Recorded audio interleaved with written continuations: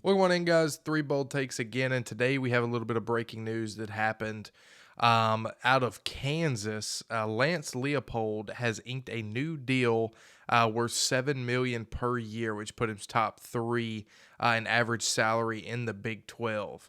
But he's given Kansas back-to-back bowl seasons. He's been very successful there at Kansas, so they decided to reward him and up his contract to $7 million a year.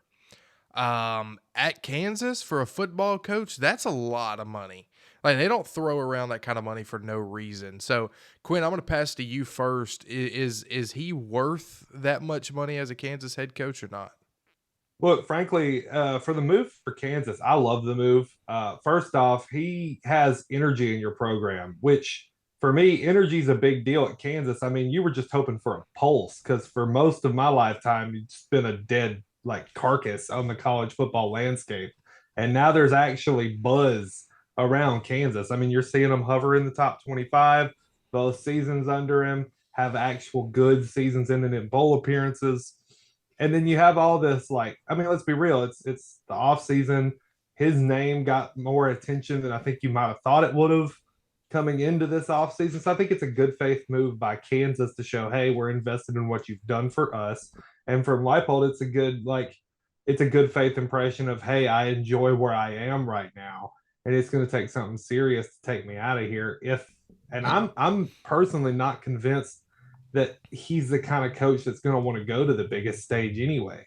So it's a good faith move by both ends. I love the deal personally. I think 7 million is totally worth it for a top what'll be end up being probably a power three football coach who brings energy to a program that had none. So yeah, I like the deal.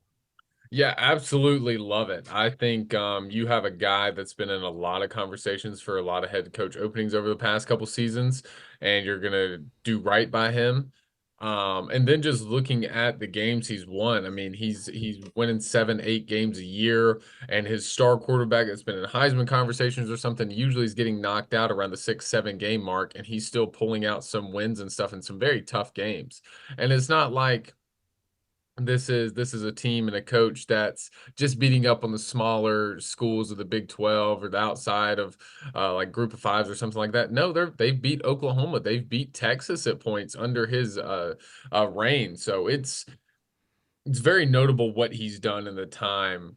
Definitely succeeding Les Miles, who was at one point a championship winning level coach at LSU, and then he's going to come in and he's actually going to be the one to give Kansas a pulse, like Quinn's mentioned. And I think 7 million to only be in the top three of the Big 12, that probably slides him in at the top 10, top 15 overall in college football. Easy decision to make there. He's done great recruiting. He's done very well winning games, and top three contract for the Big 12. Honestly, this is a top three team probably in the Big 12. And so he's got to get paid like it. I love the deal. I think keeping him around and making sure that he is set up. And because if another Power Five school, definitely the way kind of Quinn just alluded to it, we're moving to a Power Two, Power Three. If somebody comes calling for Kansas and Leopold that and offers him that kind of money, I don't see why he wouldn't take it. I can't believe he hasn't taken it yet. But to give him 7 million per year, I think that's really helpful to keep him in Kansas and to keep this team above water and winning games and actually looking like a competitive team. Fred? Yeah, so while you guys were talking, I looked up a little bit more about the deal. It's worth more than 40 million through the 2029 season. So he's inked into 2029. But not only did he get a pay increase salary, he also was given a more sizable pool of money for hiring assistants and supporting staff. Come on. That's huge. Yeah. Yeah, you could pay the head coach more if you want to, but you still have to up the amount of budget he has to go out and get these quality, assistant coaches. Now, I like Lance a lot.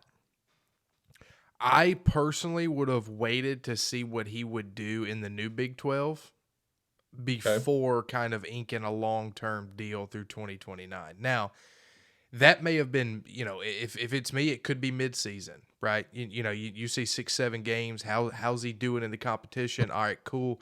Let's give him that increase. I don't hate it. Obviously, he's a great coach, and what he's done at Kansas is fantastic. I just think personally, I would have waited to see in the new look Big 12 because if they go out in the new look Big 12 and have a piss poor next 2 years, then it's going to look like a huge like red flag, and they're going to be regretting this money that they're going to end up paying him long term if they have to fire him. That's a Yeah, risk that you run with anybody whenever you give an right. extension to anybody. But with the conference realignments, I'd have just personally liked to have seen a little bit of the new Big 12 first and how he competed there beforehand. But I love the deal for him. I love the new pool of money for the assistants. That's something that's been hard to do at Kansas, is to get quality assistants, or even, let's be real, in the lower echelon of the Power Five schools. The Oregon States, the Kansas, even Kansas State. Sometimes it's hard to get these quality assistants because the money just isn't there like it is in Ohio State, or Georgia, and Alabama.